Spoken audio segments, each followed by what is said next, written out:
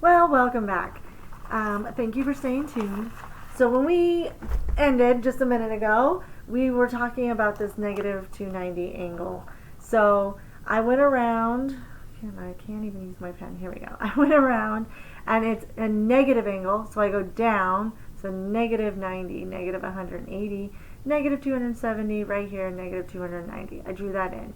And then I knew that if I kept going around, I would get to negative 360, which would be right here on this x-axis. So negative 290 plus some number is going to get me to negative 360. I figured it out. I added 290 to both sides, and I got negative 70. But remember, reference angles are always positive.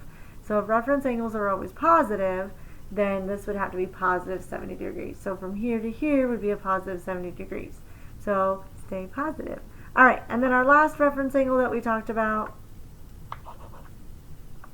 there we go, is 210. Again, I started here at 0, 90, 180, and then just a little bit more, 270, and then I went ahead and used that same strategy I did with the negative one, because I knew that the closest angle on the x-axis for this one would be 180. So 180 plus some number is going to give me 210. So I've subtracted 180 from both sides, and I got 30 degrees. So from here to here is 30 degrees. All right, so if you have any questions, go ahead and send me an email. Shoot me something through Google Classroom. Probably an email would be the best. I will be back on Wednesday.